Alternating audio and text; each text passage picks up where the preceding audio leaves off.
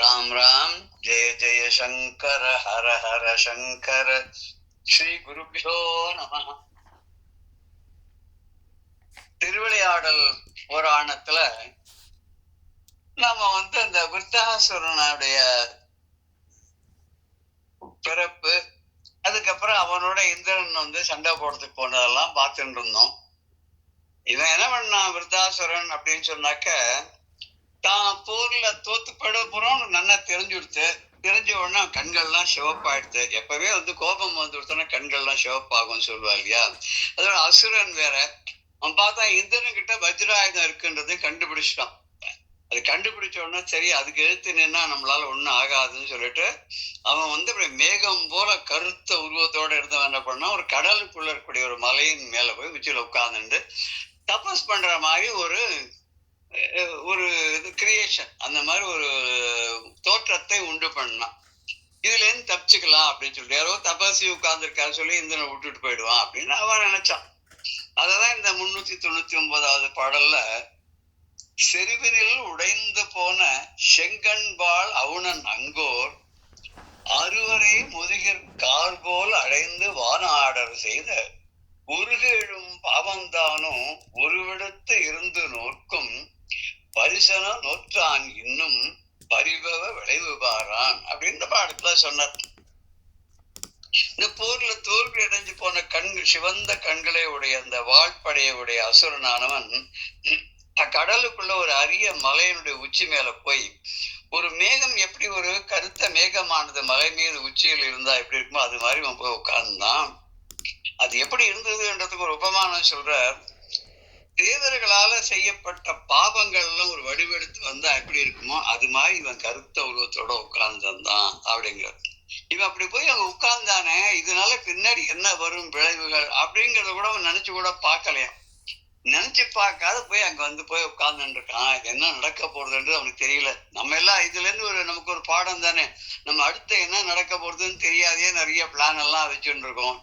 அது வேற சொல்றோம் இல்லையா, அவனை தொலைச்சுடலாம், இவனை தொலைச்சுடலாம், அவனை ஒழிச்சுடலாம் எல்லாம் பிளான் பண்றவாள்லாம் நிறைய பேர் இருக்கா இல்லையா.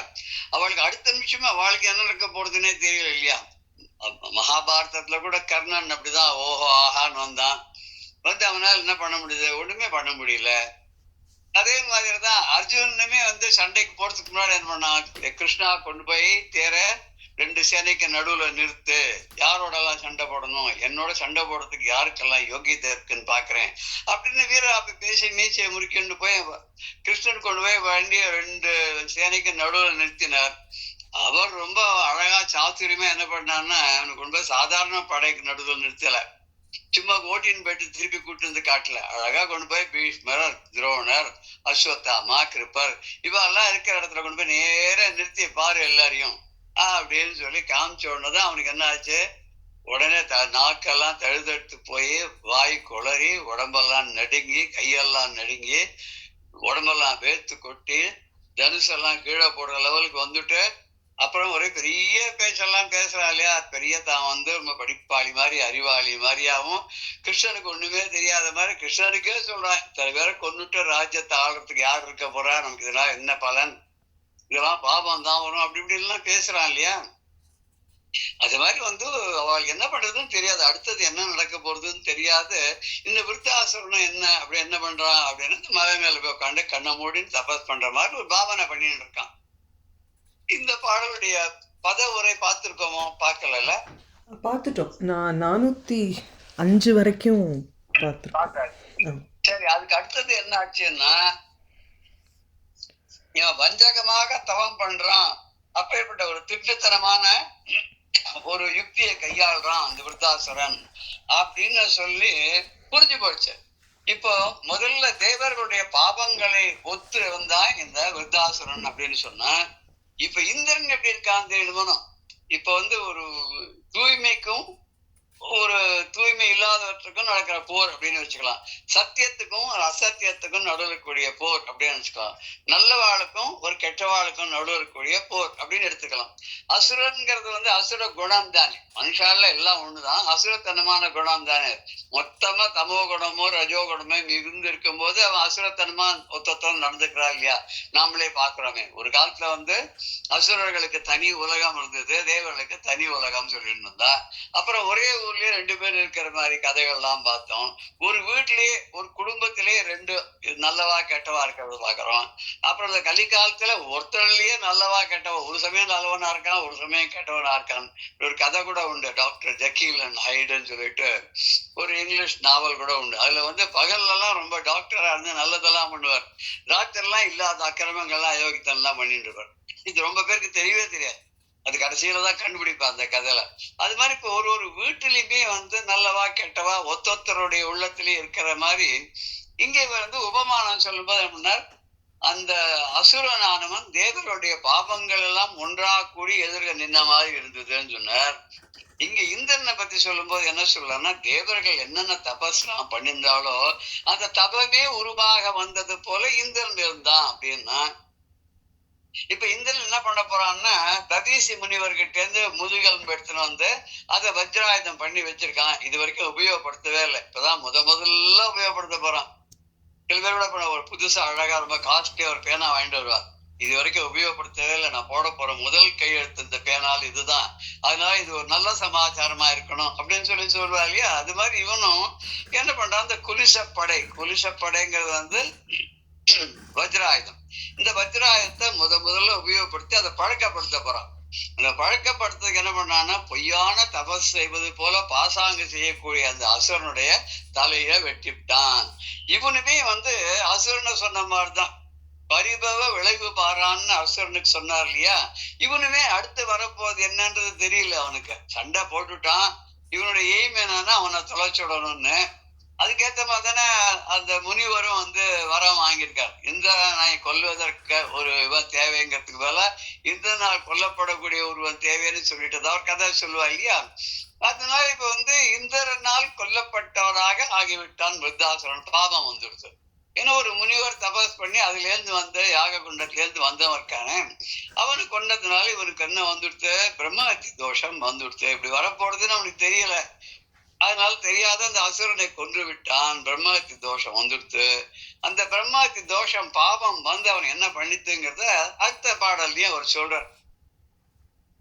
இவன் எப்படி கொன்னான்னா, கைதவ நோன்பு நோக்கும் கல்வனை கண்டு வானோர் செய்தவம் அணையான் யானர் வஜ்ரம் சீரிப்பான் போர் பொய்தவன் தலையை கொய்தான் உணரிவாய் நிறைய சோரி பெய்தது வலாயுதனை பிடித்தது பிரம்மச்சாயை. பொய்யான ஒரு தபஸ் பண்ண மாதிரி ஒரு பாசாங்கு பண்ண அந்த கல்வனை, இந்த திருடனான அந்த விருத்தாசுரனை வானவர்கள் எல்லாம் செய்த தவத்துக்கு சமமாக உடைய அந்த இந்திரனானவன் தன்னுடைய வஜ்ராயுதத்தை மீறி அந்த பொய்யனுடைய தலையை சேவி விட்டான். கொய்தான் அப்படின்னு சேவி விட்டான்.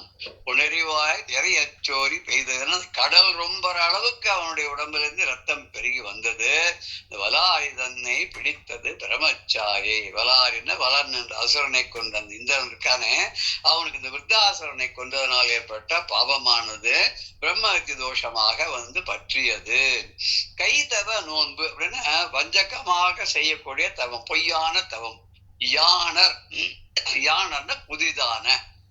கொய்தான்னு சீவி விட்டான். கொய்தான் இப்ப இந்த இளநீர் சீவர்துன்னு சொல்றோம் போது அது இங்க தலையை கொய்தான்னு தலையை வெட்டி விட்டான், அறுத்தான். புணரி அப்படின்னா கடல், கடல் நிறைய. சோரின்னா ரத்தம். மலையாளத்துல கூட சோரம் அப்படின்னு சொல்லி ரத்தத்துக்கு தான் சொல்லுவா. சோரங்கண்டோ அப்படின்னா ரத்தம் வந்ததா அப்படின்னு கேட்பா. கீழே வந்துடுத்தோ அடிபட்டுடுத்தோ அப்படின்னு ரத்தம் வந்ததான்னு கேட்பா இல்லையா? அது மாதிரி இங்க சோரி அப்படின்னா ரத்தம் சொரிந்தது. வலாரின வலன் என்ற அசுரனுக்கு எதிரியான இந்திரன். பிரமச்சாயை அப்படின்னா பிரம்மஹத்தி தோஷம் வந்ததுன்னா.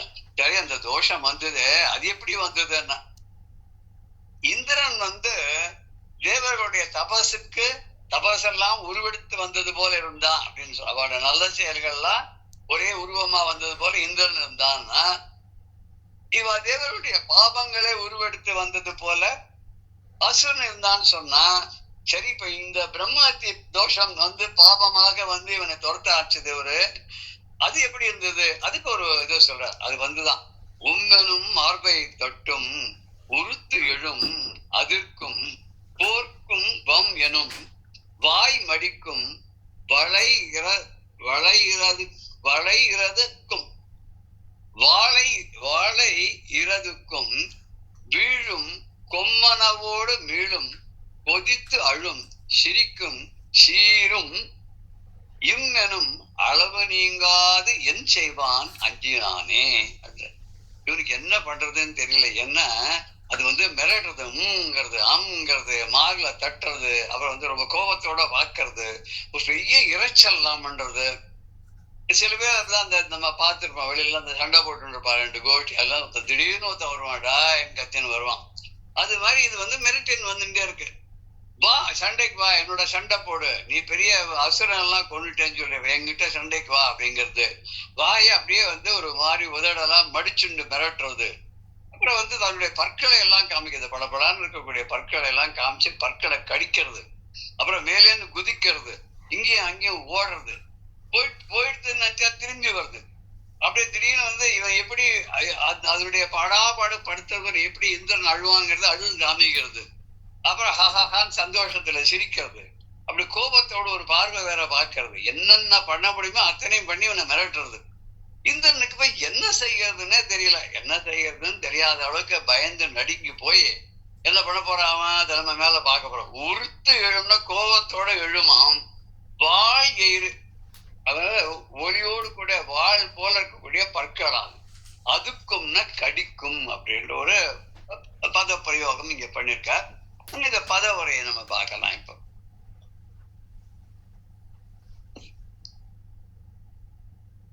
எனும் அளவு நீங்காது, அது என்ன பண்ணுது, அப்படின்னு சொல்றான். அளவு நீங்காத, அளவுக்கு மீதாக ஒரு பயமுறுத்த மாதிரி இங்கும். அப்புறம் எனும் அப்படின்னு அதட்டும். மார்பை தட்டும், தனது மார்பை தட்டி கொள்ளும். சண்டைக்கு போறவாள் அந்த இதுல ரெஸ்லிங்ல கூட நம்ம பார்க்கலாம். 2 பக்கத்துலயும் மார்ல வலது கையால இடது மாறலையும் இடது கையால வலது மாறி அடிச்சு வா சண்டைக்குன்னு கூப்பிடுவா. அது மாதிரி இது அடிச்சுக்கிறது. உறுத்து எழும், கோபத்தோட அப்படி பொங்கி எழுமா. அதுக்கப்புறம் அதிர்க்கும்னு அப்படியே அதிர்றதுங்கிறல்ல, முரசு அதிர்றதுங்கிறல்ல, முரசொலி கேட்டு அதிர்றதுன்னு திருவையாரை பத்தி சொல்லும் போது அப்பர் சுவாமிகள் சொல்ல, சிலமந்து அலமந்து மரவேறி முகில் பார்க்கும் திருவையார்னு. அங்கெல்லாம் சாயங்காலத்துல தேவாரம் பாடல்கள்லாம் பாடிக்கொண்டு சுவாமி புறப்பாடோட பிரதோஷத்தும் போது வராராம். அப்படி சுவாமி ஐயாரப்பன் வரும்போது அங்க பெரிய முரசெல்லாம் ஒலித்து கொண்டு வருது. இந்த முழவு முழவுன்னா பெரிய முரசு, டாம் டாம்னு. அந்த அதிரும் போது அங்க நிறைய மந்திகள், குரங்குகள்லாம் அங்க இருக்கு. அதுல சுத்தி வர காடுகள் நிறைய இருக்கிறதுனால, மரங்கள் நிறைய இருக்கிறதுனால இங்க குரங்குகள்லாம் நிறைய இருக்கு. அதெல்லாம் இந்த சத்தத்தை கேட்டு ஒருவேளை இடிதான் இடிக்கிறதோ மழைதான் வருமோன்னு சில மந்தி அலமந்து அப்படியே பயந்து நடுங்கி போய் மரமேறி முகில் பார்க்கும். கிடுக்கிட்டு பக்கத்துல இருக்க மரத்து மேல வேலு உச்சியில ஏறி நின்று ஆகாசத்தை பார்க்கமா. முகில் மேகங்கள்லாம் இருக்கா, கருத்த மேகங்கள், மழை பெய்யுமான்னு பாக்குறான். அப்பேற்பட்ட எப்போதும் மும்மாறி பெய்யக்கூடிய வளமான திருவையாறு அப்படின்னு சொல்லி அப்புறம் சாமிகள் சொல்ற. அது மாதிரி இதுவும் அந்த அப்படி ஒரு ட்ரம்ஸ் எல்லாம் எப்படி அடிப்பானோ அந்த மாதிரி அடிச்சுக்கிறது. மாறல அடிச்சுட்டு கோபத்தோடு எழும் அதிர்க்கும், பேரொலியை செய்யும் முழவு மாதிரி அதிர்க்கும். போருக்கு பம் எனும், பா கூப்பிடுமா, சண்டைக்கு வா அப்படின்னு கூப்பிடுமா. வீழும் வாள் எயிறு அதுக்கும், வாழ்னா வாளை போல பளபளப்பாக இருக்கக்கூடிய ஒளி வீசி கொண்ட பற்களை எல்லாம் கடிக்கும். வீழும், மேலிருந்து குப்புற விழும். கொம்மென அழும், ரொம்ப அப்படியே இங்கேயும் அங்கேயும் ஓடும். கொம்மென ஓடும், விரைந்து இங்கே அங்கேயும் வேகமா ஓடிட்டு வரும். நாம் திருப்பி போற மாதிரி ஒரு பாவனை காமிச்சிட்டு மறுபடியும் திருப்பி வரும். மீளும், திருப்பியும் வரும். அங்கேருந்து கொதித்து அழும், பொங்கி அழுமா. சிரிக்கும், பெரிய சிரிப்பு, ஹாஹான ஒரு வீர சிரிப்பு சிரிக்குமா. சீரும், அப்படியே அப்படியே சீறி வரும். அப்படியே இந்த பாம்பு சீரதுன்னு சொல்றாலே அது மாதிரி சீருமா. என் செய்வான் இந்த இந்திரன் என்ன செய்வான் பாவம், அஞ்சினான், பயந்தான். இப்படி ஒரு நிகழ்ச்சியை படிக்கும் போது நமக்கே ஒரு மாதிரியே பயமா இருக்கு இல்லையா? அப்படி பயம் நடுக்கம் வர மாதிரி இந்த பாடல் அவர் எழுதியிருக்காரு அவர். அப்ப நிஜமாக அந்த இந்திரனுக்கு எவ்வளவு பயம் வந்திருக்கும், அந்த பயத்தால் எப்படி நடுங்கி போயிருப்பான். நடுங்கி போய் அவன் என்ன பண்ணான் அப்படின்னா, விரைந்தான் திசையோர் வாரி விழுந்து ஒரு கமல நூலுள் தரைந்தனன் மகவான் இப்பால் கற்பக நாடு புல்லென்று இருந்ததால் இருக்கும் எல்லை இன்பரின் நகுடன் என்போன் அரும்பரி மேத வேள்வி ஆற்றினான் ஆற்றும் எல்லை. இந்த பாடல்ல என்ன சொல்றாரு அப்படின்னாக்க, அடுத்த ஒரு நிகழ்வை கொண்டு வந்து விடுறாருல, ஒரு ஒரு ஒரு பாஸ் மாதிரி அதை வச்சு இதுக்கு நடுவுல என்ன ஆச்சுன்னா அப்படின்னு நம்ம சொல்லும்போது, அதான் இதுக்கு நடுவுல என்ன ஆச்சுன்னா, இந்திரன் இங்கேயும் அங்கேயும் ஓடி தப்பிச்சுக்கணும்னு பாக்குறான், தப்பிக்கவே முடியல. கடைசியில போய் பார்த்தா அங்க ஒரு குளம் இருந்தது. அந்த குளத்துக்குள்ள அவன் குதிச்சான், தண்ணிக்குள்ள குதிச்சான். என்ன நினைச்சுட்ட, இந்த பிரம்மராட்சதானது தண்ணிக்குள்ள வராது அப்படின்னு குதிச்சு, அங்க ஒரு தாமரை கொடி இருந்தது. அந்த தாமரை தண்டுக்குள்ள ஒரு சின்ன ரூபத்தை எடுத்துட்டு ஒளிஞ்சுட்டு அதுக்குள்ள போய் இந்த அடைக்கலம் புகுந்தான். இப்ப என்ன ஆச்சு, இந்திரன் இல்ல. இந்திரன் பயந்து ஓடி போய் ஒரு குளத்துல இருக்கக்கூடிய தாமரை தண்டுக்குள்ள ஒளிந்து கொண்டான். தேவர்கள் தான் பாக்குற, அரசன் இல்லாத நாடுனால எப்பவுமே அதுக்கு ஆபத்து ஜாஸ்தி தான். ஏன் அப்படின்னாக்க, எதிரிகள்லாம் காத்துட்டே இருப்பா, எப்ப அந்த நாடு அரசனை இழக்கும், இல்ல அந்த அரசன் பலமற்று போவான், நோய்வாய்ப்படுத்திக் கொள்வான். அப்படிலாம் இருக்கும்போது இல்ல அவளுக்குள்ள ஒரு நல்ல சௌஜன்யமான உறவுகள் இருந்தாலொழிய இது ரொம்ப இக்கட்டான சிச்சுவேஷனை அந்த நாட்டுக்கு கொடுக்கும். அதுதான் அந்த காலத்துல ராஜாக்கெல்லாம் என்ன பண்ணுவாங்கன்னா, பொன் கொடுத்து பொண்ணு வாங்கறதுன்னு சொல்லிட்டு, இந்த ஊர் ராஜகுமாரிய அந்த நாட்டு இளவரசனுக்கு, அந்த நாட்டுடைய அரசலங்குமாரிய இந்த நாட்டருடைய அரசகுமாரனுக்கு திருமணம் எல்லாம் பண்ணிக்கிறது. இது ஒரு சௌஜன்யமா ஒரு அண்டர்ஸ்டாண்டிங் போட்டுக்கிட்டு ஒப்பந்தம் போட்டுலாம் அப்படி எல்லாம் வாழ்ந்துட்டு இருப்பாவா. இவன் இந்திரன் என்ன பண்ணான், போய் அந்த இதுக்குள்ள ஒழிஞ்சுட்டான். இனிமே அவன் எப்ப வருவான் ஏது வருவான்னு தெரியாது. பிரம்மா ராட்சத்துக்கு நம்ம எப்படி தப்பிச்சுப்பான்னு புரியல. சோ தேவர்கள் எல்லாம் என்ன பண்ணினா அப்படின்னா, யோஜனை பண்றா. எல்லாரையும் வச்சுன்னு ஒருத்தர் யோஜனை பண்றா என்ன பண்ணலான்னு. அப்ப அவளுக்கு தோணித்து, இந்த பூலோகத்துல ஒரு ராஜா பெரிய அஸ்வமேத யாகம் பண்ணிட்டு இருந்தான். அவன் பேர் நகுஷன்னு பேரு. அவன் நல்ல முறையில அஸ்வமேத யாகத்தை பண்ணி முடிச்ச உடனே அவனுக்கு இந்திர பதவி கொடுக்கணும். அப்ப என்ன ஆச்சு, கரெக்டா அந்த இந்திரனானவன் அந்த தாமரை தண்டுக்குள்ள குளத்துக்குள்ள போய் ஒளிஞ்சிட போது இதுதான் சமயம் சொல்லி அவனுக்கு ஒரு யோகம் அடிச்சது. யோகம் அடிச்ச உடனே நகுஷனை கொண்டு போய் இந்திரனாக பதவி பிரமாணம் பண்ணி வச்சார்கள். இது தற்காலிகமாவோ எப்படி வேணாலும் நம்ம எடுத்துக்கலாம். ஆனா கதை பிரகாரம் அது தற்காலிகமா ஆக போறது. இப்ப என்ன பண்ணா, அவனை கொண்டு போய் வான் உலகத்துல இந்த நகுஷனை அந்த அரியதான அந்த ஒரு யாகத்தை பண்ணினதுனால அதனுடைய பலனாக அவனை கொண்டு போய் மேல கொண்டு போய் வைக்க போறாங்க. பெரிய வேள்வியை செஞ்சான் அப்படின்னு இந்த பாடல்ல சொல்றாரு. அந்த வேள்வியை செஞ்சதுக்கு பலனாக அவனுக்கு என்ன கிடைக்க போறது அப்படின்னு சொன்னாக்க, அவனை கொண்டு போய் மேல கொண்டு போய் உட்கார வைக்க போறான். அதுல என்ன நமக்கு ஒரு பாடம் சொல்ல போறாங்க நம்ம பார்க்க போறோம். விரைந்தான் திசையோர் வாடி விழுந்து ஒரு கமல நூல். மகவான் அப்படின்னு சொன்னாக்க இந்திரன், மகம் யாகங்கள், அதுக்கெல்லாம் மகவான் யாகத்துக்கு தலைவனாக இருக்கக்கூடியவன் அவன் இந்திரன். இந்திரனானவன் அறந்திசை ஓர் வாவி. அறந்திசைன்னு சிவபெருமானுடைய திசையானது அதுக்கு நார்த் ஈஸ்ட் அப்படிங்க, அது ஈசான்யம் அப்படின்னு சொல்ற அந்த திசைக்கு அந்த திசையை பார்த்து போகும்போது அங்க ஒரு குளம் இருந்தது. அங்க ஒரு குளத்துக்குள்ள விரைந்து விழுந்து அதுக்குள்ள குதிச்சான். என்ன பண்றதுன்னு தெரியாது, போய் வர வழியே இல்ல, குதிச்சுட்டான். அது குதிச்சுட்டு ஒரு கமல் நூலுள் கரைந்தன. நூல் அப்படின்னு சொன்னாக்க ஒரு கொடி, ஒரு தாமரை கொடி. அந்த தாமரை தண்டுக்குள்ள ஒரு சின்ன ஓட்ட வழியா உள்ளுக்குள்ள போய் நுழைஞ்சு விட்டான். எப்படி முடியுமான்னா, தேவர்கள் நினைச்சுட்டா என்ன வேணாலும் பண்ணலாம் இல்லையா, அதனால அப்படி பண்ணான். இப்பால் கற்பக நாடு புல் என்று இருந்தது அப்படின்னு. இப்பால் அப்படின்னா இந்த பக்கத்துல ரெண்டாவது லைன்ல இல்லையா, கரந்தனன் பகவானுக்கு அப்புறம் இப்பால் இந்த பக்கத்துல கற்பக நாடு, கற்பக காடனை உடைய கெட்டதெல்லாம் வரமாக தரக்கூடிய கற்பக விருட்சம் நிறைந்த அந்த வானர உலகம் இருக்க அது புல் என்று இருந்தது.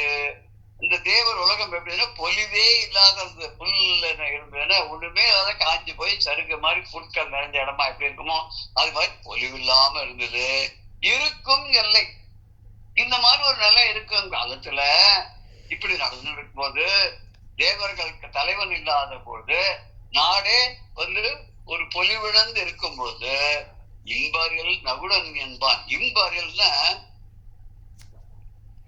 இந்த நிலம் பூமியில பூமி உலகத்துல நகுடன் என்பான். நகுஷன் அப்படின்னு ஷாக்கு பதில் டா யூஸ் பண்ணிருக்கா.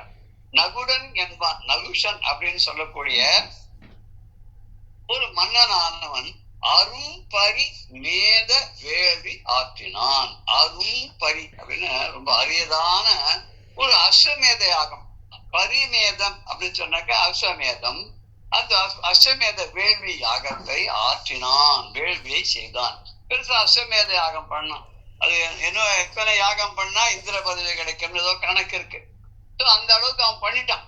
அவனுடைய ஆசை என்னன்னா இந்த லோகத்துக்கு போய் வானுலகத்தை ஆட்சி செய்ய வேண்டும், தேவர்களுக்கு தலைவனாக இருக்க வேண்டும் அப்படிங்கிறது அவனுடைய ஆசை.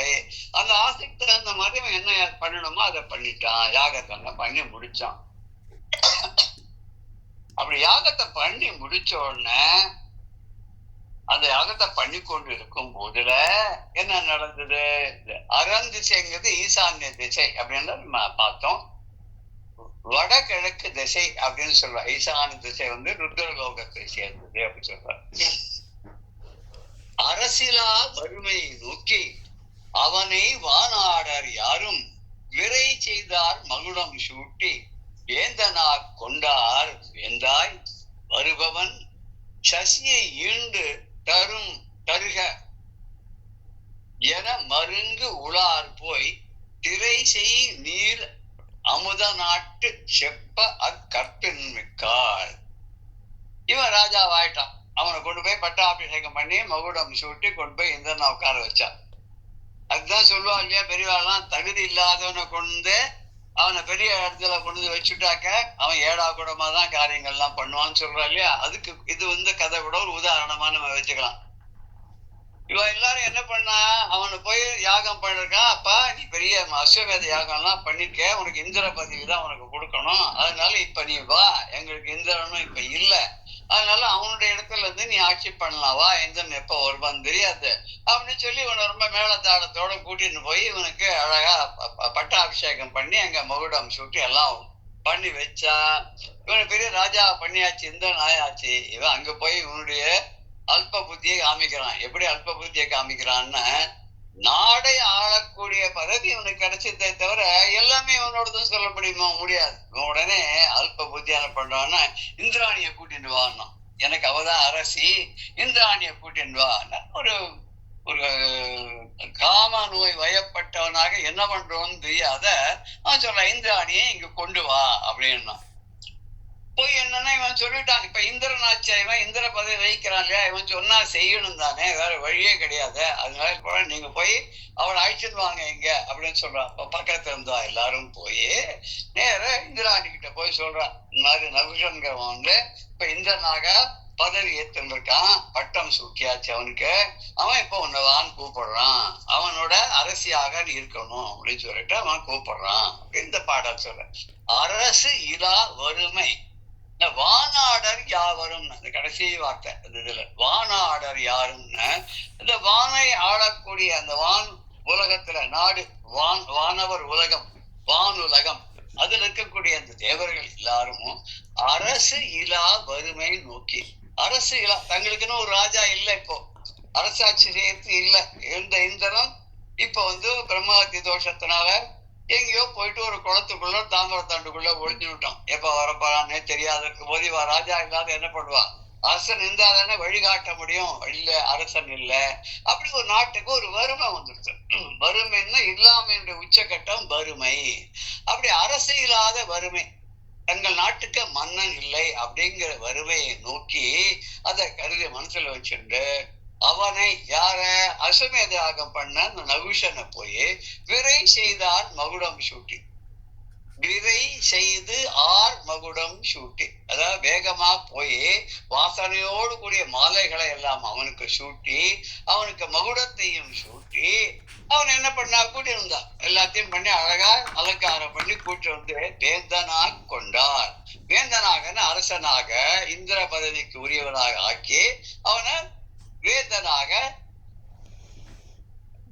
அவர்கள் ஒத்துக்கொண்டார்கள். அரசனாக முடிசூட்டினார்கள். அவன் என்ன பண்ணா, வேந்தாய் வருபவன் அரசனாக வந்த நகுடன் இருக்கானே, இப்ப இந்திர பதவி கிடைச்சுடுத்து. அழகா இந்திர பதவியில இருந்து ஆட்சி பண்ணிட்டு போயிட்டு இருக்கிறத விட்டுட்டு அவனுடைய மட்டமான புத்தியானது என்ன ஆச்சுன்னா, சசியை ஈண்டு தருக. சசிங்கிறவ இந்திராணி. இந்திரனுடைய மனைவியுடைய பேர் சசி.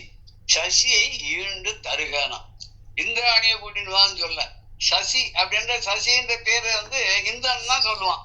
தன்னுடைய மனைவிய அன்பா கூப்பிடுற பேரு சசி. இவர் தனக்கே அப்ப உரியவள் அப்படின்ற ஒரு எண்ணத்துல அந்த இருமாப்போட சசியை ஈண்டு தருக என இந்திராணியை இங்கு அழைத்துவார்கள். சசியை இங்கு அழைத்து வாருங்கள் என்ன அப்படி சொன்ன உடனே மருங்குளார் போய், மருங்கு உளார்னா மருங்குன்னு பக்கத்துல மருங்குன்னு சொன்னா உடலுக்கு சொல்றது உண்டு. இங்க வந்து சின்ன பெரிய இடையில் கசாத்திய அந்த ஒரு பாட ஒரு இடத்துல மருங்குல் அப்படின்னு சொல்லி வரும். பிளஸ் மெலிந்த இடைய உடையன்னு அர்த்தம். இங்க மருங்குன்னா அருகாமைன்னு அர்த்தம். இடைவெளி இல்லாத அருகாமையில சுத்தி என்ன பண்ணணும்னு கேட்கல, என்ன பண்ணும், அடுத்து என்ன உங்களுடைய கட்டளை என்ன அப்படின்னு கேட்கறதுக்கு சுத்தி இருக்கக்கூடிய அந்த தேவர்கள் எல்லாரும் என்ன பண்ணா அப்படின்னா, அரசன் சொல்லிட்டான், வேற வழி இல்லை, சரின்னு கிளம்பிட்டான். நேரம் அங்கேன்னு போய் பக்கத்தில் உள்ள எல்லாம் போயிட்டு என்ன பண்றா, திரைசை நீர் அமுது அந்நாட்டு. திரைசை பெரிய அலைகளை எல்லாம் வீசுகின்ற, திரைன்னு அலைகள், திரைக்கடல் ஒடியும் திரவியும் தேடுன்னு அவையார் சொல்லிய அலைகளோடு சேர்ந்த கடல் மேல போய் அயல் நாட்டுக்கு போயாது திரவியத்தை வந்து வைசியர்கள்லாம் தேடணும் அப்படின்னு சொல்லி அந்த காலத்தை சொன்னான். அப்ப திரைசை நீர் அமுது அந்நாட்கு, அந்த அலையோடு கூடிய கடல் இருக்கு, அந்த கடலில் தோன்றிய அமுதத்தை ஒத்த அமுது அந்நாட்கு, அமுதம் போன்று இருக்கக்கூடிய, எப்படி ரொம்ப ரேரா கிடைச்சது இல்லையா அந்த அமுதம், அவ்வளவு சுலபமா கிடைச்சு இல்லையே, அது மாதிரி இந்த இந்திராணியும் சுலபமா அப்படி எத்தனை பேருக்கும் கிடைச்சிட மாட்டான் இந்திரனுக்கு கிடைச்ச மாதிரி. அப்பேற்பட்ட அதி சுலபமாக கிடைப்பதற்கு அரியவளான அந்த இந்திராணிக்கு சிப்ப என்னன்னா நகுஷன் இப்ப ராஜாவாயிட்டான், இந்திர பதவி அவனுக்கு கிடைச்சுடுத்து, உன்னை அழைச்சிட்டு வர சொல்றான் அப்படின்னு போய் சொல்றான். சொன்ன உடனே அந்த கற்பின் மிக்காள், அந்த இந்திராணிக்காலே ரொம்ப கற்போடு சிறந்தவளாக இருக்கக்கூடியவர். இந்திரன் தான் கொஞ்சம் அப்பப்ப நிறைய தப்பெல்லாம் பண்ணுவான், செப்பலாம் தான் ஜாஸ்தி. எதுக்காக அந்த கதையை அப்படி வச்சிருக்கான்னு எனக்கு தோன்றதுன்னாக்க, அத்தனை பெரிய பதவியில இருந்தாலும் தவறுன்னு பண்ணா அதுக்கு உண்டான தண்டனையை அனுபவிச்சுதான் ஆகணும். யாரா இருந்தாலும் தவறு செய்தவர்கள் சொல்றா இல்லையா, உப்பு தின்னவன் தண்ணி குடிக்கணும், தப்பு பண்ணவன் தண்டனை அனுபவிச்சுதான் ஆகணும் அப்படின்ட்டு காட்டுறதுதான். அது இந்திரனே ஆனாலும் சரி, தப்பு பண்ணா தண்டனை அனுபவிச்சுதான் ஆகணும் அப்படிங்கிற மாதிரி இதை காமிக்கத்தானே அவதாரங்கள்லாம் கூட. கிருஷ்ண அவதாரத்திலும் சரி, ராம அவதாரத்திலும் சரி, மனுஷனா பிறந்துட்டாக்க மனுஷனா வாழ்ந்து காமிச்சார் இல்லையா ராமன். என்னதான் அவர் வந்து தான் ஈஸ்வரன் காமிச்சாலும் கிருஷ்ணன் வந்து எத்தனை பேர் புரிஞ்சுக்கலையே, அவரும் நிறைய கஷ்டப்பட்டார் இல்லையா. ராமன் தான் கஷ்டப்பட்டார் நம்மளா சொல்லிட்டு இருக்கோம் இல்லையா. ஆனா கிருஷ்ணாவதாரத்துல பிறக்கிறதுக்கு முன்னாடில இருந்தே அவர் பார்க்காத துக்கமே கிடையாது இல்லையா. அப்படிதானே நம்ம சொல்றோம் இல்லையா. பிறக்கிறதுக்கு முன்னாடி என்ன வந்து அம்மா தேவகி கல்யாணம் பண்ணி வரும்போதே அசரீர் வந்து போட்டு கொடுத்தது, இவளுக்கு பிறக்கிற 8வது குழந்தையாலே கம்சா உனக்கு மடையனே முட்டாளே உனக்கு மரணம். உடனே நான் வாயில் எடுத்து அவர் தலையை செய்வார். அப்பவே துக்கம் ஆரம்பிச்சுடுத்து. வசுதேவர் கெஞ்சி கேட்டுக்கா, இவளுக்கு பிறக்கிற குழந்தையால் தானப்பா உனக்கு கட்டும், நான் அத்தனை குழந்தையிலையும் உங்ககிட்ட கொடுத்துடுறேன். இப்படி ஆச்சு. இவருக்கு கிருஷ்ணனுக்கு முன்னாடியே 6 குழந்தைகள் அவன் கொண்டுட்டான். அதுக்கப்புறம் 7வது குழந்தைய மாத்தியாச்சு, இடம் மாத்தியாச்சு. 8வது குழந்தைய பிறந்தாளத்தோட எத்தனை அம்மா அப்பாவோட இருந்தார். உடனே ராத்திரியே அது கொட்டற மழையில வசுதேவரானவர் தலையில சுமந்துன்னு போய் அந்த கோகுலத்துல விட்டார். கோகுலத்துல 8 வருஷம் அந்த சின்ன குழந்தையா பால லீலைகள்லாம் பண்ணார்னா, அதுக்கப்புறம் பூதகில இருந்து ஆரம்பிச்சு திருநாவக்கரன் வந்தான், அப்புறம் சகடாசுரன் வந்தான், இப்படி பகாசுரன் வந்தான், அப்படின்னா இத்தனை பேர் அப்புறம் அக்னியாக வந்தது. இப்படி ஒன்னொன்னும் ஒரே சோதனை மேல சோதனையா வந்து அவர் அவ்வளவு கட்டப்பட்டார். சரி, மதுரைக்கு வந்து கம்சனை கொன்னார். கம்சனை கொண்டுட்டா நிம்மதியா இருக்க முடிஞ்சதா இல்ல. ஜராசந்தனோட கஷ்டம், சிசுபாலனோட கஷ்டம், யவனனோட ஒரு தொந்தரவு, இப்படி எல்லாத்தையும் மீறி சரி துவாரகையில போய் ஆட்சி பண்ணா அங்கேயா சுகமா இருக்க முடியுதா? பாண்டவாளுக்கா வந்து சண்டை, அதுக்கப்புறம் அவருடைய பிள்ளை பேரன்கள் உள்ள தப்புகளால வந்த அவமானங்கள், எவ்வளவு கஷ்டங்கள், எவ்வளவு துக்கங்கள். கடைசியில் இந்த உலகத்தை விட்டு திருப்பி வைகுண்டத்துக்கு போனுங்கிற போது கூட ஏதோ போனாருன்னு இல்ல, அதை கூட ஒரு அம்பால ஒருத்தன் வில்லால அடிச்சான் ஒருத்தன், அது காலில் அடிபட்டு அவர் வந்து கடைசியில வைகுண்டத்துக்கு போய் சேர்ந்தார். பகவான் கிருஷ்ணாவதாரமா இருந்தாலுமே அவ்வளவு துக்கங்கள் அவ்வளவு கஷ்டங்கள்லாம் பண்ணிருக்காரு. அதுல இப்ப இந்திரன் தப்பகாரம் பண்றான், தப்பே பண்ணாத அவளுக்கே கஷ்டப்படுற போது தப்பு பண்ண இந்திரனுக்கு கஷ்டவராதான் போய் இந்திரன் போய் கஷ்டத்துல தப்பு பண்ணிட்டு கொடிக்குள்ள போய் ஒளிஞ்சுட்டான். ஆனா இந்திராணி எப்படின்னா இப்படி எல்லாம் இல்ல, அவள் ரொம்ப யோக்கியமானவள், ரொம்ப ஒரு பத்திவர்த்தா சிரோன்மணியாக அவள் இருந்தவள். அப்பேற்பட்டவள் என்ன சொல்றா அப்படின்னா, எல்லாரும் போய் சொன்னா இல்லையா, நகுஷன் கூப்பிடுறான், உன்னை அழைச்சன் வர சொல்றா வான்னு. உடனே அவ என்ன பதில் சொல்றா அப்படின்னா அடுத்த பாடல சொல்ற, பொன்னுயிர்த்து அணைய காட்சி பொன்னிய குறவன் முன் போய் மின் உயிர்த்து அணையால் நின்று விளம்புவாள் இதென்கொள் கெட்டேன் என்னுயிர் துணைவன் அங்கே இருக்க மற்றொருவர் என்னை தன்னுயிர் துணையாக கொள்கை தர்மமோ அடிகள் என்றார். என்ன பண்ண, எல்லாரும் போய் சொன்ன உடனே நேர ஓடி போயிட்டா தஞ்சம்னு. யார்கிட்ட போனா? தேவகுருவான பிரகஸ்பதி கிட்ட ஓடி போறான். வேற வழியில் அவளுக்கு எப்படியோ தெரிஞ்சிருக்கு பிரகஸ்பதி எங்க இருக்காருன்னு இந்திரனுக்கு தெரியல. எங்கெல்லாமோ தேடினான்னு நம்ம பார்த்தோம், ஒரு இடத்துல தேடி அவர் கண்ணுக்கு ஆப்படவே இல்லை இல்லையா. அதுக்கப்புறம் தான் பிரம்மாட்ட போய் என்ன பண்றதுன்னு கேட்டு ஒரு டெம்பரரியா ஒரு குருவை கொண்டு வச்சு அவரை கொண்டு அதுல முதல்ல வந்த பாப்போம். இப்படி வரிசையா ஒன்னா வந்துட்டு இருந்தது இல்லையா. ஆனா இந்திராணி இருக்கால, கற்புக்கரசியாக இருக்கக்கூடிய அந்த இந்திராணிக்கு தேவகுரு எங்க இருக்காரு தெரிஞ்சது. எப்பவுமே எல்லாரும் என்ன பண்ணுவாளாம், யாருக்கா ஒரு கஷ்டம் வந்துடுச்சுன்னா முதல்ல குரு கிட்ட தான் போய் கேட்பாளாம், இந்த மாதிரி இருக்கேன் நான் என்ன பண்றது, எப்படி இதுல இருந்து வெளியில வரலாம். ஏன்னா குரு தான் வழிகாட்டக்கூடியவரா. அந்த தசரதரை கூட யாரு குருவா இருந்தார்? வசிஷ்டர் குருவா இருந்து வழிகாட்டினார். அப்ப வந்து இவனுக்கு நந்தகோபனுக்கு யார் குருவா இருந்தார்? கர்க முனிவர் இருந்தார். இப்படி ஒரு கிருஷ்ணனுக்கே குருவாக சாந்திபனி முனிவர் இருந்தார். இப்படி முனிவர்கள் எல்லாரும் வந்து குருவாக இருந்ததா வழி நடத்திருக்கா. அதனால இவ என்ன பண்ணானா, நேர வியாழ பகவான் பிரகஸ்பதி இருக்கிற இடம் தெரிஞ்சு நேரம் அங்க போயிட்டான். அங்க போயிட்டு அவர்கிட்ட போய் காலில் விழுந்து, என்ன அநியாயமா இருக்கே, நீங்க பாருங்க, ஏதோ டெம்பரரியா அவனுக்கு இந்திர பதவி கிடைச்சிருக்கேன்னு வந்திருக்கான் அந்த நகுஷன்னு பூலோகத்திலிருந்து ஒரு ராஜா. அவன் வந்து இப்ப என்ன வந்து கூட்டிட்டு வான்னு சொல்றான். அவனுக்கு அரசியாக அவனோட பட்டத்தரசியா இருக்கும்படியா நான் கூப்பிடுறான். இது என்ன ரொம்ப தப்பு இல்லையா? அது அநியாயம் இல்லையா? நான் வந்து எப்படி இந்த மாதிரி ஒரு கெடுதல் ஏற்பட்டது, நான் கெட்டேனே இதனால. இப்படி வந்து ஒரு நிலைமை எனக்கு வரணுமா? என்னோட துணைவனான என்னுடைய கணவனான இந்திரனானவன் எங்கேயோ ஒரு இடத்துல ஒழிஞ்சுன்னு கஷ்டப்பட்டு திண்டாடி இருக்கிற போது நான் இன்னொருத்தனுக்கு போய் என்ன நான் வந்து மனைவி ஆக்கி கொள்ள முடியுமா? முடியாது இல்லையா. அவனுக்கு துணையாக நான் எப்படி ஆக முடியும்? இது தர்மம் தானா அப்படின்னு அந்த கேட்கிற. அடிகளே, பெரியவரே, தலைவரே, குருவே, வியாழ பகவானே, பிரகஸ்பதியே, எனக்கு நீர் தான் ஒரு நல்ல வழிய சொல்லணும் அப்படின்னு இந்த பாடல்ல சொல்றது. 404வது பாடல்ல மின் உயிர்த்து அணையா. மின் உயிர்த்துனா மின்னல் ஒரு கொடி மாதிரி, மின்கொடி மென்கொடி அப்படின்னு சொல்லி அபிராமிதார் சொல்லலையா.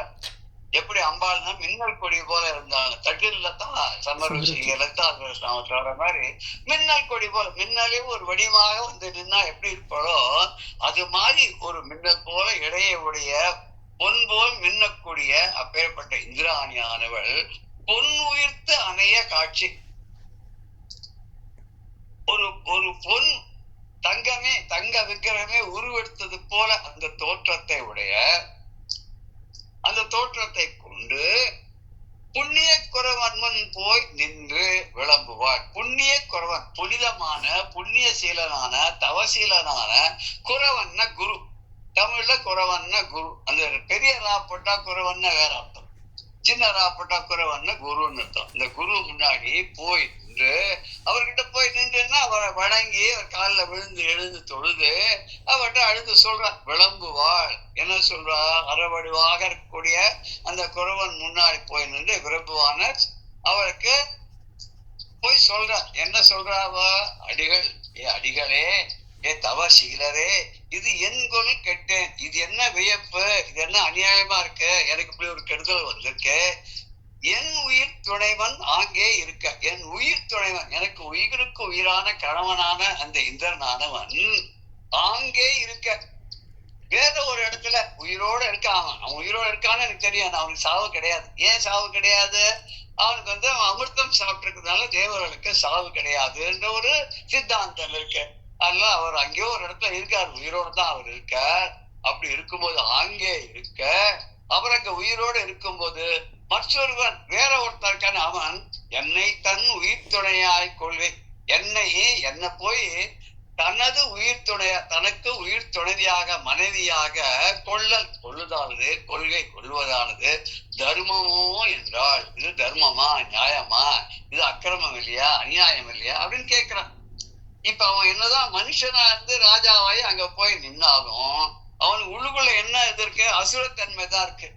அவனுக்கு கொஞ்சம் கூட அந்த பதவிக்கு உண்டான ஒரு தகுதியே இல்லாத மாதிரி அவன் நடந்துட்டான். ஆஹா, இப்ப என்ன பண்றது? இவருக்கு பிரகஸ்பதிக்கு இப்ப என்ன பண்றதுன்னு தெரியல. அப்படி ஒரு நிமிஷம் யோசனை பண்றார்.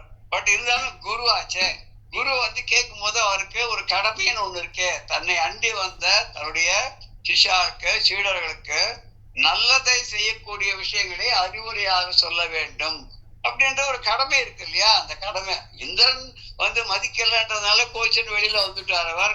அப்புறம் அவருடைய இந்திரனுடைய நாடே பொலிவழ்ந்து போய் வரிசையா கட்டங்கள்லாம் வந்தது. ஆனா இப்ப இந்திராணியானவள் இவரோட பெருமதிப்பு வச்சு இவர்கிட்ட தஞ்சம்னு வந்துட்டா இல்லையா? தஞ்சம் பெரிதில்லை, ஒன்னு தவிர வேற எனக்கு வழி கிடையாது, நீதான் எனக்கு தஞ்சம், எனக்கு ஒரு நல்ல வழியை சொல்லு, இந்த நகுஷன் பண்றது நியாயமா அப்படின்னு கேட்டா இல்லையா? உடனே ஒரு யோசனை பண்ணி ஒரு பதில சொல்ல போறார். என்ன சொல்ல போறார்?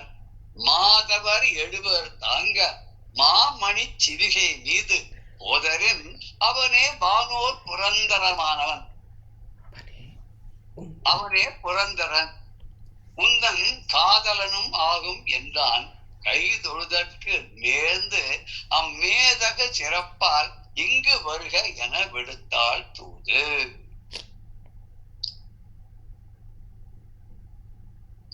என்ன பண்ணான்னா வியாழ பகவான்கிட்ட போய் கேட்ட உடனே அவர் என்ன பதில் சொல்றாருன்னா, நீ ஒண்ணு கவலைப்படாத, இப்படி எல்லாரும் அவ்வளவு சுலபமாக இந்திரனாக ஆக முடியாது, அவளுக்கு துணையாக நீயும் ஆக முடியாது, இதெல்லாம் இந்த கட்டம்லாம் விலகி போயிடும், நீ தைரியமா நான் சொல்றபடி கேளு. என்ன பண்றேன்னா 7 முனிவர்கள் சப்த ரிஷிகள், அந்த 7 ரிஷிகள் பல்லாக்க தூக்கிட்டு வருவாளாம். ரிஷிகளே பல்லாக்க தூக்கணும்னா அந்த இந்திர பதவி எப்பேற்பட்ட பதவி இல்லையா? அப்படி அந்த இந்திர பதவியை வைக்கக்கூடிய அந்த இந்திரனான உன்னுடைய கணவனை 7 முனிவர்கள் என்ன பண்ணா பல்லாக்கில தூக்கின்னு வருவா. அது ஒரு பெருமையோட தூக்கின்னு வரும்போது அந்த அந்த சிவிகை இருக்கே அதுவும் ரொம்ப பொன்மயமானதா இருக்கும், ரத்ன மணிகள்லாம் பொருத்தியதாக இருக்கும். அப்பேற்பட்ட ஒரு பல்லாக்கில 7 முனிவர்கள் சுமந்து வரும்படியா வரக்கூடியவன் தான் இந்திரன். அவன் தான் தேவர்களை எல்லாம் காப்பாற்றுகின்ற வேந்தன் ஆவான். அப்படி யாரு வரவனா அவன் தான் உன்னுடைய கணவன் அப்படின்னு அர்த்தம். உன்னுடைய கணவன் தான் அப்படி வர முடியும், வேறு யாரும் அந்த மாதிரி வர முடியாது. அதனால நீ என்ன பண்ணுன்னா இத ஒரு ஒரு கண்டிஷனா போடு, இந்த மாதிரி வந்தாக்க நான் ஏத்துக்கிறேன் அப்படின்னு சொல்லி நீ ஒரு தூது அனுப்பு அப்படின்னு நீ சொல்லி அனுப்பு. இங்க இருந்து அவன் அவன் ஆள்கள்லாம் உங்ககிட்ட கேட்டா இல்லையா, அவன் கூப்பிடுறான்னு சொல்லிட்டு நகுஷன் கூப்பிடுறான்னு நீ பதில் இப்படி சொல்லி அனுப்பு. இந்த மாதிரி அந்த சப்த ரிஷிகளும் தூக்கி கொண்டு வரும்படியாக பொலிவான அந்த மேன்மையான அந்த பல்லாக்களை ஏறி என்கிட்ட வர சொல்லு அப்படின்னு சொல்லி நீ சொல்லி அனுப்பு. அவன் வர காலத்துல நம்ம பார்ப்போம், வரானான்னு பார்க்கலாம் அப்படின்னு சொல்ற. தவர் பெரிய தவத்தை உடையவர்கள், அரிய தவங்களை செய்தவர்கள், அது செய்து அப்படி சப்த ரிஷிகள் என்ற ஸ்தானத்தை அடைந்தவர்கள்.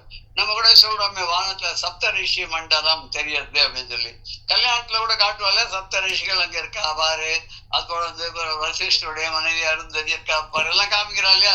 பட்ட பகல் எங்க கல்யாண மண்டபத்துக்குள்ள தெரியும். என்ன கூட அதெல்லாம் காமிப்பா. அதெல்லாம் ஒரு என்ன சொல்றது, சடங்கா போயிடுது, ஒரு ரியாலிட்டி இல்லாத போயிடுச்சு இல்லையா?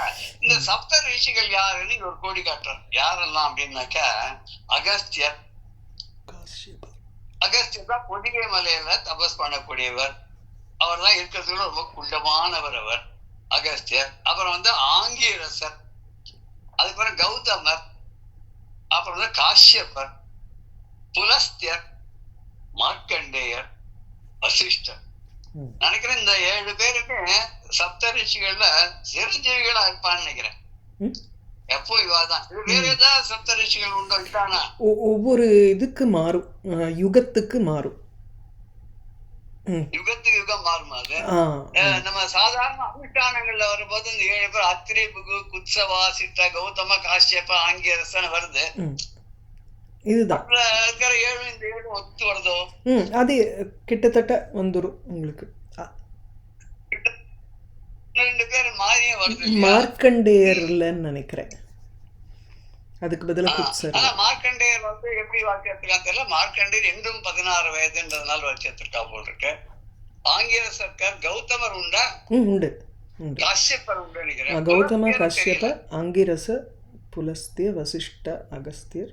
ஐ திங்க் குத்சரோ வேற யாரோ உண்டுன்னு நினைக்கிறேன். இந்த 7 முனிவர்கள் மா தவ எழுவர் தாங்கன இந்த பெரிய தபஸ்விகளாக இருக்கக்கூடிய இந்த 7 பேரும் தாங்கி கொண்டு வர அவ சுமந்து வராளாம். எதை சுமந்து வரா? மாமணி சிவிகை மீது போதரன். மாமணி சிவிகை, அழகான ரத்தினங்கள் எல்லாம் பதிக்கப்பட்ட பொன்மயமான சிவிகைனா பல்லாக்கு. அந்த பல்லாக்குல போதரின், அந்த பல்லாக்கில் மேல போகக்கூடிய அளவுக்கு பாக்கியம் செய்த ஒருவன் அதுல அந்த சிவிகையில வந்தான்னு சொன்னா அவனே வானோர் புரந்தரன். அப்படி யார் வரானோ 7 முனிவர்கள் சுமந்து வரக்கூடிய சப்த ரிஷிகள் தூக்கி கொண்டு வரக்கூடிய பல்லாக்குல அமர்ந்து கொண்டு யார் கம்பீரமா வரானோ, அப்பழுக்கற்றவனாக இருக்கிறானோ, அவன் தான் வானோர் புரந்தரன். அவனே தேவர்களை எல்லாம் காப்பாற்றுகின்ற வேந்தன் ஆவான். புரந்தரன் அவர்களை எல்லாம் காப்பாற்றக்கூடியவனாக இந்த இடத்துல சொல்றார். அவனே உற்றவன் காதலன் ஆகும். அவனே உந்தன் காதலன் ஆகும். அவனே அப்பேற்பட்டவன் தான் உன்னுடைய கணவன் ஆவான். அப்படி ஒருத்த யாரு வரானோ, வரக்கூடிய ஒரு தகுதி யாருக்கு இருக்கோ அது உன்னுடைய கணவனான இந்திரனுக்கு தான் அந்த தகுதி இருக்கு. அப்படி ஒருத்தன் வந்தானா நீ சந்தேகம் இல்லாத ஒத்துக்கலாம், இந்திரன் தான் வரான் அப்படின்னு ஒத்துக்கலாம். அவனே நீ நாயகம் ஆவான், அவன் தான் உனக்கு கணவன் ஆவான் அப்படின்னு சொன்ன. கை தொழுத்து, அதாவது வணங்கி என்ன பண்ணா, நீங்க இப்படி சொன்னாலும் நீங்க சொல்றது எனக்கு ரொம்ப ஆறுதல் அளிக்கிறது. நீங்க சொல்றபடி நன்னா நடந்துக்கலாம் அப்படின்னு தோன்றது எனக்கு. அதனால நானும் அப்படியே இது பண்றேன்னு சொல்லிட்டு அதற்கு நேர்ந்துன்னு அதுக்கு உட்பட்டு மேதகு சிறப்பால் இங்கு வருகன. மேதகு, அந்த மேதகு மேன்மை பொருந்திய இப்படிப்பட்ட சிறப்பு வாய்ந்த இப்படி 7 ரிஷிகள் தூக்கின் வர வழக்கு ஒரு பெருமை வாய்ந்த ஒரு பல்லாக்களை வரக்கூடிய அளவுக்கு யாருக்கு தகுதி இருந்ததுன்னா அவன் அந்த மேன்மையோடு கூடிய அவனான மேதக சிறப்பால் இங்கு வருக, அவன் இங்கு வரட்டும் அப்படின்னு மேன்மையான சிறப்போடு அந்த நகுஷன் வரட்டும் அப்படின்னு சொல்லி அனுப்புறான். இப்படி எல்லாம் வந்தா அப்படி அந்த காலத்துல சில இதெல்லாம் கண்டிஷன் எல்லாம் போடுவான். இதெல்லாம் பண்ணிட்டு வந்தா இந்த காரியம் நடக்கும். அந்த காரியத்தை யார் பண்ண முடியும்? அது பண்றதுக்கு சில தகுதிகள், சில திறமைகள், சில வசதிகள் இதெல்லாம் இருந்ததான். நான் இவளுக்கு தெரியும் அவனால அதை பண்ண முடியாது, அதனால ஒரு கண்டிஷனா போட்டுடுவான். அப்படி கண்டிஷனா போடும்போது அந்த கண்டிஷனை யார தாண்டி வரானோ அவனுக்குதான் ஜெயம் இல்லையா? அதனால அவ்வளவு சுலபமா அந்த காலத்துல யாருமே எதையுமே அடைஞ்சிட முடியாதுன்றது இதுக்கு இந்த கண்டிஷன்லாம் நமக்கு தெரியுது. அப்படி மேதக சிறப்பால், அப்படி மேன்மை பொருந்திய சிறப்போடு கூடிய அப்படிப்பட்ட ஒருவனானவன் இங்கு வருக என அந்த மேன்மையான சிறப்போடு கூடிய அந்த நகுஷனானவன் இங்கு வரட்டும், இங்கே வருக, என்னிடம் வருக அப்படின்னு தூது விடுத்தாள். இங்க இருந்து தூது சொல்லி அமிச்சா. தூதுன்னு அங்கேருந்து சில பேர்லாம் வந்தாலே அவனை சுத்தி இருந்தவா எல்லாரும் அவன் சொன்ன கட்டளைக்கு உட்பட்டு இந்திராவை கூட்டின்னு போதுக்கா வந்தா இல்லையா? அதே மாதிரி அவ இங்க சொந்தத்தால இப்ப பதில் சொல்லி அனுப்பணுமே. இங்க வாங்கினா ஒண்ணு கூடவே போகணும். அப்புறம் துரியோதன் அப்படித்தானே துஷாசன் அனுப்பிச்சு திரௌபதியை கூட்டிட்டு வாங்க. அவ உடனே கேள்வி கேட்டா இல்லையா? இந்த கேள்வி எல்லாம் கேட்டு கேள்விக்கெல்லாம் பதில் தெரிஞ்சுடுவா தர்மபுத்திரட்ட போயின்னு. அவன் போயிட்டு 2ஆம் தூக்கி வந்துட்டு இழுத்துட்டு போயிட்டான்னு நம்ம கதையெல்லாம் பாக்குறோம் இல்லையா? இல்லைன்னா எப்படி இழுத்துட்டு போனான்னா திரௌபதி ஒரு அக்னியில இருந்து வந்தவ அக்னிக்கு சமானம். எப்படி அவன் கை வைக்க முடியுது, கிட்ட போக முடியுதுன்றதே ஒரு பெரிய ஆச்சரியமான காரியம். இருந்தாலும் அது இந்த கதை நடந்து ஆகணும்னு இருக்கிறதுனால, இதனால துரியோதனாதிகளுக்கு அழிவு வரணும்ன்றது இருக்கிறதுனால இது ஒரு அபசகுனம் மாதிரி முன்னாடி நடந்ததாக நம்ம எடுத்துக்கிறோம் இல்லையா? அப்படி இங்கேயும் இவ தூது அனுப்பிச்சா, நான் வரேன், இல்ல நான் வரேன்னு சொல்லல, இவ அவனை வர சொல்லு. அந்த புறத்துக்கு அந்த நகுஷனை வர சொல்லு. ஆனா வரணும்ன்றதுக்கு எந்த கண்டிஷன்னா இப்படி வரணும். இந்த சப்த ரிஷிகளான அகஸ்தியர், ஆங்கிரசர், கௌதமர், காஷ்யபர், புலஸ்தியர், மார்க்கண்டேயர், வசிஷ்டர் இவ எல்லாரும் தூக்கின்னு வரும்படியாக, அவ்வளவு சுலபமா தூக்கின்னு வருவாளா? இப்படி அவ தூக்கின்னு வரும்படியாக ஒரு அழகான மணிகள் பொருத்திய தங்க பல்லாக்கல அந்த நகுஷனை என்னிடம் இங்கு வர சொல்லுங்கள் அப்படின்னு சொல்லி அனுப்புறா. இவ அங்க போய் சொல்ல போறான். அவன் என்ன பண்ண போறான், அதனால என்ன விளைவுகள், இங்கே அவன் தான் பின்னாடி வரக்கூடிய விளைவுகள் என்னங்கிறத துளி கூட யோசனையே பண்ணாத அவனும் கிடுகிடுன்னு ஏதோ பண்ண போறான் அப்படின்னு சொல்லி நம்ம பார்க்க போறோம். என்ன பண்றான், எப்படி பண்றான், அவனுக்கு என்ன கதி நடந்தது, அதனால அதே மாதிரி நாமளும் முன் யோசனை பண்ணாத ஒரு தவறான காரியத்தில் ஈடுபட்டோம்னா நமக்கும் என்னென்ன தண்டனைகள் கிடைக்கும்ங்கிறத நம்ம பின்னாடி பார்க்கிறோம். அடுத்த செக்ஷன்ல மேல தொடர்ந்து பார்க்கணும். ஜெய ஜெய சங்கர, ஹர ஹர சங்கர, ஸ்ரீ குருபியோ நமஹ. ராம் ராம்.